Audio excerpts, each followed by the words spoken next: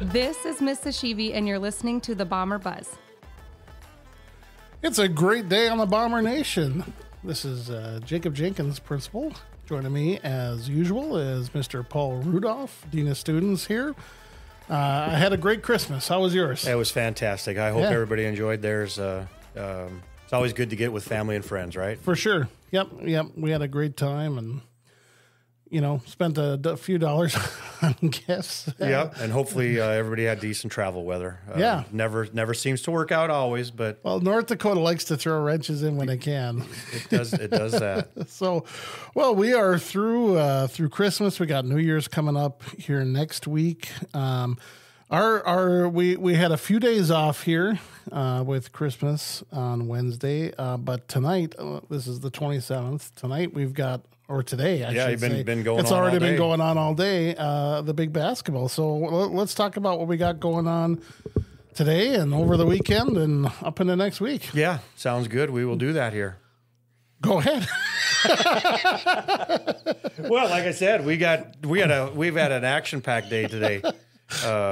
Quite a few games started at 11 a.m. and we go through the 6:30 hour tonight as far as playing games, and then we're going to resume right back at her.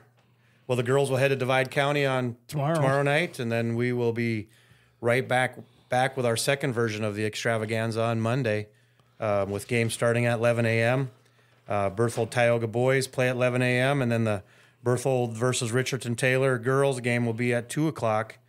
But really, if you want to come over, we got a boys game, varsity game going on at 11. We got a JV game going on at 12:30 with Berthold involved. And then 2 o'clock is the Berthold varsity girls versus Richardson Taylor. And then we got the JV game at 3:30. So you can come on and watch Berthold basketball from 11 a.m. to 5 p.m. There you go. So, what a day. Yeah, good day. Yeah, good way to take us into the new year. Without question. Now, school, just so everybody knows, school starts again on the 2nd. So that's next week on Thursday. Classes resume 8 a.m. Full day, Thursday, Friday, 2nd and 3rd. We've got girls basketball on Thursday. The girls head to Velva Thursday night. And then boys on Friday. Friday night. Yeah, so we're jumping right back in. January's a busy month with basketball, wrestling stuff. It's a busy month. Yep. All hits right quick. Well, we got a good episode for you.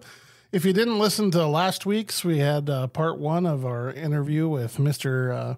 Mike Lautenschlager, school board member. We've got part 2 here today, and then we'll finish next week with Mr. Lautenschlager for part 3, and I'm sure we'll hear back from him. We had lots of really cool things to talk about, and with the legislature session coming up, I'm sure we'll have a lot more.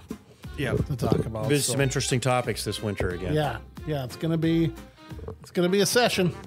So it is. Stay with us here on the Bomber Buzz.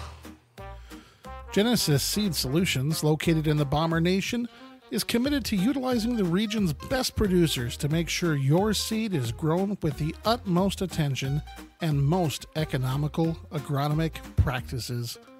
Genesis Seed buys, sells, processes, conditions, and packages on-site with top-of-the-line equipment.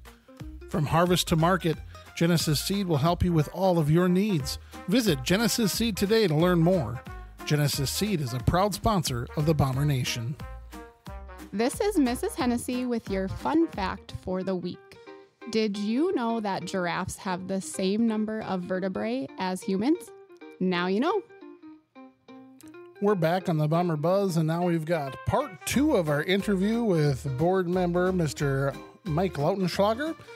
The interview is already in progress. If you missed part 1, make sure that you check out our December 20th podcast where we started talking, got to know a little bit about Mike, and talked about technology and some other things, and we're picking it up. The interview is already in progress, so we hope you enjoy part 2. Let's shift gears. What do you think are some of the most important issues right now facing public education? As you sat in on the committees and you were on the one this year, do you have in your mind some of the most important issues as we move forward in the state of North Dakota or in our locale here?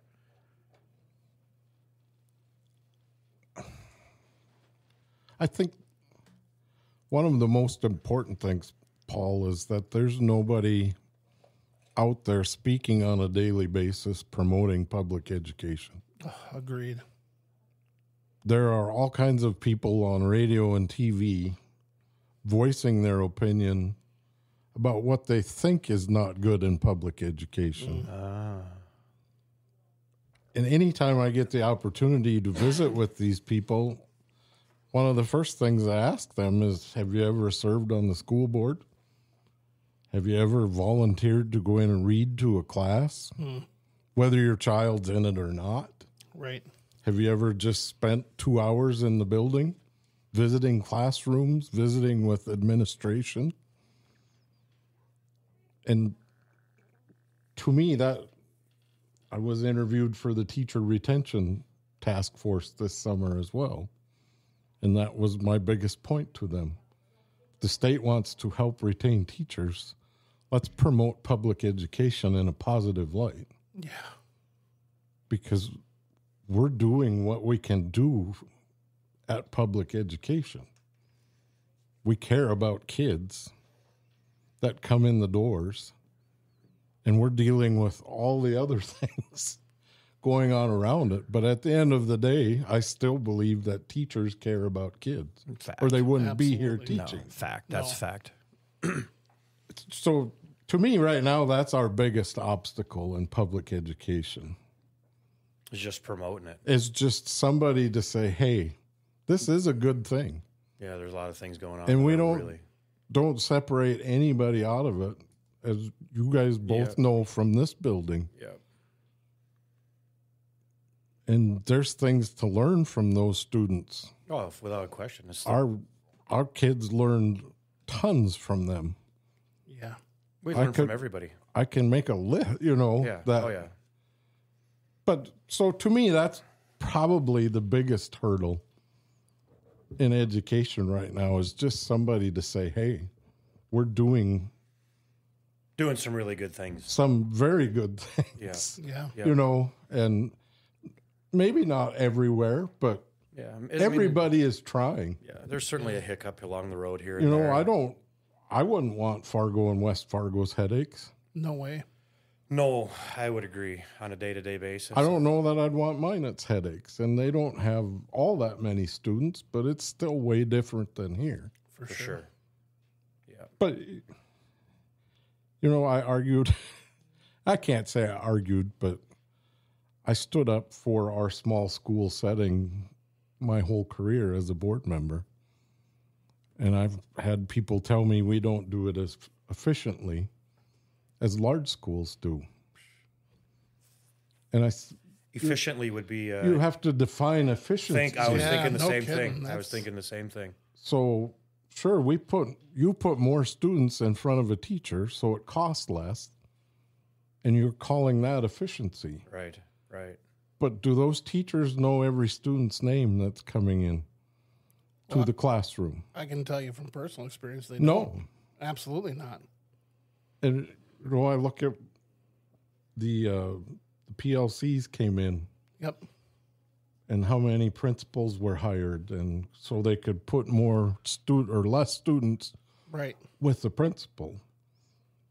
And I just chuckled, because now these efficient schools are trying to do what we're doing out here in a smaller school setting. Right. They're getting to know their kids, and Because there's that's value what makes the in difference. that. And Yeah. that's what makes the difference. Yeah. Yeah. Absolutely. That's a good point. And efficiency is a word that needs to be described. Well, and it's kind of like defined. equity and adequacy. Yeah, correct. Yeah. Yeah. I don't know if there is a true definition for them. They're too broad. They're too broad, yes. Like, Yeah, you can't break it down into a real fine, minute No. detail. nope. Yeah. Good point. That's good stuff. Really, that's a good one. We got to promote things better. How about funding? You've been sitting on that thing, public education funding. What are they saying around the state of North Dakota, and where do you see us fitting in there? Transportation is changing. Right. That's going into the funding formula. Transportation will be? Mm-hmm. So if you have a Well- larger district like ours, is that going to It's being proposed to go into the funding. propose to go in? I'm assuming it's going to get there. We will end up on the plus side, yes. Because of a large district? Mm-hmm. And there was talk of getting into gravel versus pavement and There's a big and difference. bus purchases and buses. Well, the gravel and pavement buses wear out quicker. Oh, for sure. Oh, yeah. And they're not going to get into those minute details, I don't think. They just developed a formula to put all 168 districts on to. And it pretty much benefited everybody because the 500,000 block grant, or 50 million, I'm sorry, was the block grant that's gone to transportation for I don't know how many years now, but they're not spending all of it. They're finding out, and they want to see change in that. And So transportation will be entering into it. Anything else? I mean, I know there was a big, we had some discussion 2 years ago, right? Yeah, it was with the legislature, just with the 2 school districts, which was Right. was incentivized incentivized, by the state. in 2002 or 1 or whenever. And then now it's kind of flipped. Now this, there's a new people is sitting in the chairs. Right. And they don't see it as a positive as much anymore, type thing. I know there was some discussion about the 2 school districts, because we're one of is there 4 of us? There's only a few of us that have 5 now. I 5 think. now 5. of us that have 2 schools, as 2 far separate apart schools, as but ours are. as far as, we're probably the farthest apart still, but are close One to of but them. At any rate, yeah. I know there was language proposed to keep that funding the way it is. It'll have to go back through the legislature, but Right. so we'll just have to keep an eye on that. On that deal. But do the people in, when you're sitting in those meetings, and I don't, I love Fargo, but do the people in Fargo, some Grand Forks, do they understand those issues? Some of the people in Minot don't necessarily understand our issues. They don't realize that our district is about 50-something miles long. Yeah. And the common person, Paul, I'd say has no idea what we're faced with. But people I visit with from Fargo, West Fargo, Grand Forks have an understanding. They're somewhat versed. When you tell them our district is 89 miles from one end to the other, they get it. Gotcha. And we had some great support from people from Yeah. the eastern we part did. of the state. Fact. There's a couple that I can write a letter to or write an email to or talk to, and they get it right away. And one's in West Fargo, one's in Grand Forks. I know what you're talking about. Yeah. So I understand. I hope that language goes in and that. And I should have worded it better, right? No. The common person, right, has no idea how the whole funding works in our district. You just hope the people making the decisions are well versed or somewhat versed in that whole concept. Yes. Yeah. But overall, were you happy with the public education funding? No, I was a little disappointed, Paul, because we never talked about funding. Oh. Really? Really. I thought that was the task of the committee. I did too, Paul. I'm like, whoa, okay. You stumped me there. They had 4 things was their goal for this committee. Transportation was one of them. I forget what the other one was. But the other thing that happened was there is a building coalition. A building coalition? What does that entail? It is a group of schools that got together and formed a group to, their goal is to get the state to build them schools. Oh. To build them new schools or new learning centers? Or to build them new schools. Okay. They're struggling to pass bond issues. And, Are we talking rural areas or urban areas? rural and urban. Both. Okay. Yes. Wow. I hadn't heard that one. So they were at every meeting. And so there was a lot of discussion about changing values, votes. You know, it takes a supermajority to Right. pass a bond issue. Well, that would really change how. I mean, that would change public education funding in quite a manner if we started building new schools through it. Yeah, there's no way to even put a dollar figure on it, Paul. Right. Because we should start standing in line and put one down here on County Road 14. And Well, exactly. I mean, You're not wrong. And, you I know, shouldn't say that. No, you should, Paul. But Geez. I struggled because I don't want to be a naysayer. Yeah. Because we spent 3 years to pass a bond issue here. Oh, 100%. Yeah, that's why I said that facetiously. No, I know you did, Paul, but and I kind of do, but I kind of don't because I have 7 years of my life into these new buildings. For sure. Yeah. Oh, for sure. Both schools. Both schools. And I'm quite proud of them. Yeah, we have beautiful facilities. And rightfully so. Yeah, we do. Rightfully so. But we have them because the people voted to build them. Right. Right. And I'm proud of that fact. For sure. 100%. Because now we have these nice buildings for 50 or 60 years, hopefully. Yeah. Before another bond issue will have to be addressed. Right. And good point. Fantastic point. so I know it's not easy, but I also know it's doable. Mm-hmm. Yeah. But yeah, I mean, how do you, because right now almost half of the school districts in the state are paying on a bond issue for buildings. Yeah. Mm-hmm. Yeah, across the state for sure. I bet that's probably true. I think it's 79 districts, I think. So not quite half, but very close. Pretty close. So how do you start building schools for the other half? For the other half, right. And leave all of these taxpayers out of that equation. Right. I struggle with that. Oh, I guess. I don't know how anybody I don't know how anybody would couldn't. too. Yeah. And I mean, I get that.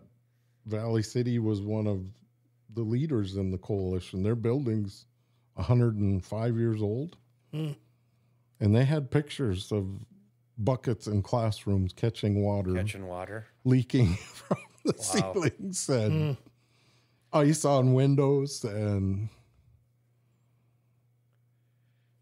that's right. That's right out of the old country schools. Yeah, Kind of, right? Yeah, that's all right. Huh.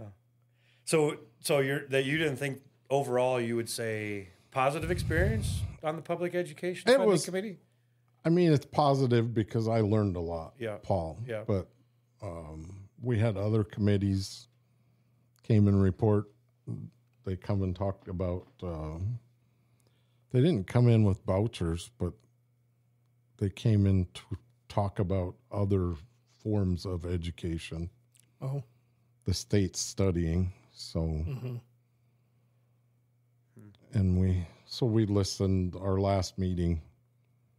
The senator that chaired that committee came and gave us about a 45-minute presentation on what they were finding. And charter schools, they educate kids. Math and reading goes up 20% the first year. My question to them was, then you're comparing apples to apples. You're building a charter school for 300 kids and 700 show up. Do you let 700 kids in, or do you shut the doors at 300? You know the answer is you shut the doors. You shut the doors. Yeah, as a charter. And if you don't shut the doors, you can disenroll that student next year at that charter school. Oh, yeah. Public education, you don't disenroll kids too. So we're not comparing apples to apples. No. So sure, your reading and math scores are going to go up exponentially because you're limiting who's coming to that building. Yeah, when you get to hand pick your students. When you basically hand pick your students. Yeah, yes. then you're going to be the top because that's the only kids you're going to take. Yes, because you want to do better. That's how you get your funding. Yeah. And so, yeah, it's the only other thing, and I thank Rick Deagle as the superintendent. He was on that committee, and he addressed the legislature and our governor talking about our kids as product. And I was glad he spoke up because I was about to, but he told them these are not products. That's right. These are individual human beings. They may not all excel at math. It's an interesting word. Yeah. Well, it's a terrible way to think about a Well, person. 100%. Like what? That's But I mean, it's how some of those people think. It's Sure. they're looking at the bang for the buck. Right. So it's a product that we're putting out of public schools. I guess. To some degree, that's, I guess. Yeah, I suppose you could look at it that way. I don't think it's the right way to look at it, but we can argue. Well, and I agree, Paul. It's Yeah, I not mean, the right way, and I was glad we can agree to disagree with that, I guess. I was glad he spoke up because Yeah. he just said we have kids that are going to be excellent farmers, welders. That's right. Yeah. They don't excel at math and reading, but they're going to excel at other things in life and be very successful. Yeah. Yeah. I think sometimes we do a really big disservice by saying that these are the two most important, and I will say math and reading because that's the big metrics, right? Yeah. Is math and reading, but there's so many other modalities of a student. And like you said, like a kid who knows how to repair a tractor and knows how to, harvest and knows how to sow and can go and knows how to target weeds. And I mean, like, who cares if they can do algebra because they can do that. And Yes. that's what they want to do. And that's what they're passionate about.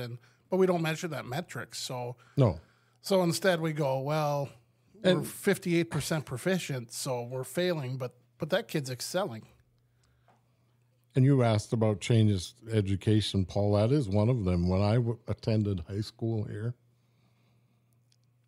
the state and the school at that time, I mean, it's kind of like the work permit. But if I had to go help on the farm, they didn't care how many days I was here, as long as I was passing. And that's changed. Mm-hmm. That has. I missed half of my high school career Fall. here at the school. Right. I think I had 190 some days I missed of 4 years of high school Because you're helping on the farm. because I was able to go help. And and like I said, as long as I kept my work up Yeah, kept and all the other passed, stuff in and line. Yeah, that's changed as well. that's changed. Quite dramatically. I Now might they add. say if you miss 10 days, Yeah, that quite dramatically. Compared to that, compared to what you just stated, it's changed dramatically. I still remember the superintendent at that time told me, he said, I really don't want you here because if you're here, you're thinking about out there. You're not thinking about what's going on in the classroom. So go Yeah. and go help and do it. And that's missing now, Right. Well, going back to our first topic of discussion, from a technological standpoint, there was more help needed Yes. at that time as well. Yeah, it was Right. all physical. Correct. There was a lot more physical labor. Combines might have had 18 to 20 feet a header. Now we're dealing with 60. Yeah. So there's it's also a different Well, and technological age as well. and computers, Paul. Correct. You get in a combine and hit a button. Right. It's a lot different now. And correct. Staying straight, all that kind of Hit stuff. auto steer and you sit back in the seat. Right. Yeah. That's not even quite comparing apples to apples as well. So, But I mean, and that's part of embracing changes. yeah, that- fact. No, fact. I 100% follow But I you. think there's still kids that may benefit more from being out there doing that I think we would both agree that that's than the case. being here. I think we would. Yeah, I think there's, and we allow still allow that to happen. Just can't go past 10. You know, well, it can, but you serve your time or, you know, do all that kind of stuff again. Yeah, and at any rate, there's no doubt. What you had mentioned vouchers for private schools, and there's a hot topic. You know, I spent 10 years in Iowa, and it's still a hot topic down there. You know, the people that I still know and a handful of people that I still visit with, you can be on both sides of a fairly volatile scenario. Pretty quickly. Yeah. You can be on both sides. Real quickly. You can, and you know, private schools, I'm nothing against them. You want school choice, you have school choice. You have public education, or you pay to go to a private school and put your child there. And that is a choice. But with those choices come costs. Right. And public education has costs that we all pay for. I still have people ask me all the time, why do I have to pay taxes? My kids have grown and are gone. Well, I said 70 years ago, your neighbor said the same thing. His kids were all gone, but yours were growing and going to school. That's right. It's kind of a pay it forward concept too. Yeah. And that's how we function, is by taxes. Right. Yeah, it used to be the school section or whatever. Yeah. You know, that's back in the days, right? It was the school section. Yeah. And that funded the country school. the public school out in the country. Right.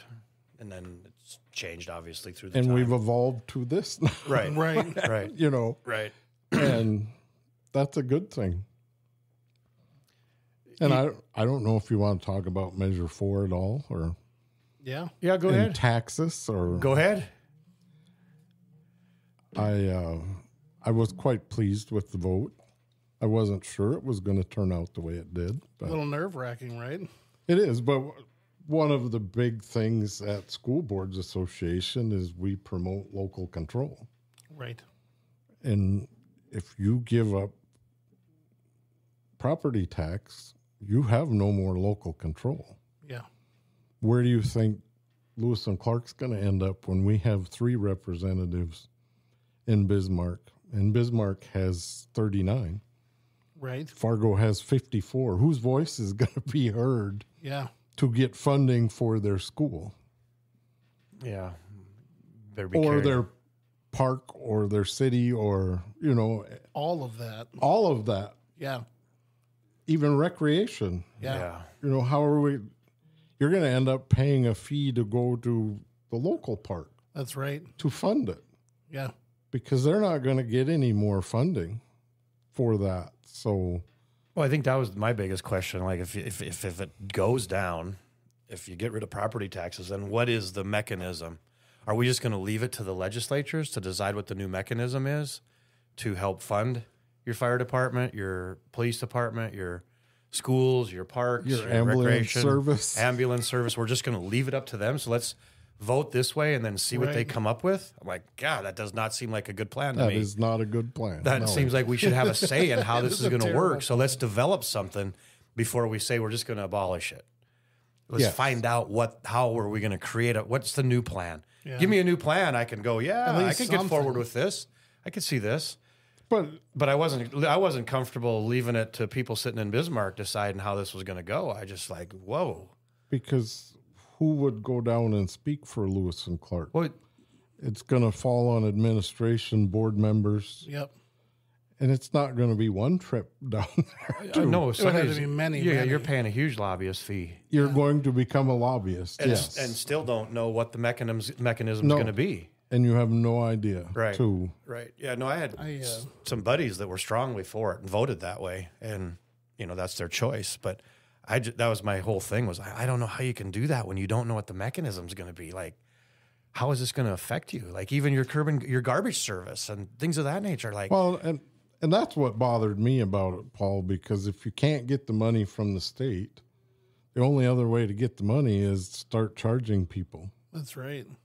Well, that's only some sort of fee. And it's going to end up costing you more than your property taxes For sure. ever would. Yeah, that's why I said I'd just like to see a plan before I put it on there again. Let's see the plan. What are the plans? Give me a plan A, plan B, plan C, and then we can fight through it. I have not seen or heard a definite number, but I think there's several bills going to be introduced in the session Oh, it's not going to go away. about property tax. Oh, 100%. It's not going away. I've heard 17 or 18 I wouldn't be Really? different surprised. bills It's different ones. are coming. Yeah. I mean, it's not going away. It's something we're going to deal with for some time. And probably until it does get revamped or reviewed or, maybe we can figure out a better way. Who knows, right? Isn't that part of technology? You find out a better way. Maybe we can find a better way. But how do you replace $380 million? That's right. I mean, that's a huge number. Without question, right? Without question. And you can say we have the legacy fund, but that doesn't last very long at that amount every year needed. No. And that's with no increases Right. to anybody's budget. I do think, when you bring that up, this is just a personal opinion, that if there was a plan, like outside of just the one that that's 15% or whatever it was you can use towards the general budget or whatever it was without having a vote, I think there's a handful of people, or not a handful, I use that word loosely. If we had a better idea that just wasn't going to the bank, or it wasn't going to, like, hey, we're going to use the money that comes from the oil in North Dakota. X amount is going here, X amount is going there, X amount is going there. We're just not looking to see how big that thing's going to get. Right. I think that's what some people are tired of. It's like, okay, great. We got $1 billion or $2 billion in the bank, but why can't that be you? When is it truly a rainy day? You know what I mean? It goes, well, we're saving that for a rainy day. Well, define rainy day for me then. And sadly, then, what pet project is going to be defined in that range? Which one is the pet project, for sure, without a doubt. But I think where it could be spread out and do good across the state. Right. And I think that's the And goal first, I right? look at it this way, Paul. There's maybe a little hypocrisy from our legislature What? because they want to say what we can carry over year to year in a budget as a public entity. Right. Yeah, and it's only supposed to be X amount. Or you're penalized. Yeah. Or you Yeah. never get that. I mean, good point, right? So, Good but point. now they want to bank as much money as they can to For a rainy day. yes. So But to me, it's very hypocritical. yeah, for good. them That's a to good do point. that. I never looked at it like that. I Because- never even. That's a great point. If they're dishing out money, they have a list of things to go with it. Yeah, that's right. You will do this, this, this. You can only charge your patrons X amount taxes. Yeah. But we're going to put this money aside Yeah. and see how big it See, can yeah, I mean, I think that's right. That's what people are just getting tired of. It's like, okay, agree. when's it big enough? When's it big enough? Like, Yeah. like, okay, it was great when it started, right? Fantastic. It's like, all right, we got all this, but now it just keeps getting bigger and it doesn't seem like we're ever using it. I mean, I know we're using some, don't take me wrong, but I don't think the general public, I don't think thinks we're using it. Well, and I think that's Yes. why we get the push for no property. tax. Correct. Agreed. I couldn't get the words Yeah. out. Because why are we sitting on all of this money Right. That's just doing nothing. and we're still paying all of this in tax? Right. Yeah. Right. I think on that measure, the thing that worried me the most as an administrator in a public school is the lack of losing local control. I think when that gets stripped away, every community has their own values, and what we deem important is different than what the district next to us does. And if you don't have local control, you don't get to decide what's important for you at all. No. And I find it hard to trust that a legislature would look at Lewis and Clark and be like, what's good for them, as opposed to this is what we want. And we get that from federal, No Child Left Behind, all those mandates, that's already part of it. So I wonder how much more homogenized education would be on a state-dictated matter, and then we kind of lose our personality. And, Yes. And we don't get to choose our direction. Well, we lose our voice because For sure. we gave up our say because we don't want to pay property tax. Yeah. Right? And that's a lot of power to lose. It is. Or to give up, not even Really to to give up. lose. To That's give true. up is the best way to put it, I think. To And just let go. Yeah. Good point. That's the end of our second part of the interview with board member Mike Lautenschlager. We've got our third part coming up next week, so make sure you tune in next week where we finish our interview talking about more things related to education and Lewis and Clark School District and things like that with Mike Lautenschlager. We got more coming up as well. Stay with us here on the Bomber Buzz. Sand Pro is a leading sand filtration specialist who uses cutting-edge wellhead technologies and automatic solutions to keep at the forefront of innovation in the oil field automation sector. Sand Pro prioritizes the rural values of safety, integrity, quality, commitment, and teamwork. Learn more about how Sand Pro supports local communities and the environment by visiting sandpro.com. Sand Pro is a proud sponsor of the Bomber Nation. You've been listening to the Bomber Buzz, our podcast right here out of the Bomber Nation. If you're interested in being on the Bomber Buzz or have an idea of something that you would like to hear, please contact either myself or Mr. Rudolph. You can get a hold of us by calling the school or coming on in. You can also reach us through our email, jacob.jenkins@k12.nd.us or paul.rudolph@k12.nd.us. Next week, we'll be resuming school. Starts on the 2nd, so we do have full days on the 2nd and 3rd. We hope that you guys are having a wonderful new year. Make sure that you listen next week as well, where we finish our interview with Mike Lautenschlager, school board member here for Lewis and Clark School. Happy New Year, and as usual, we're back to the Berthold Band taking us out with our school song. Fly high, Bombers.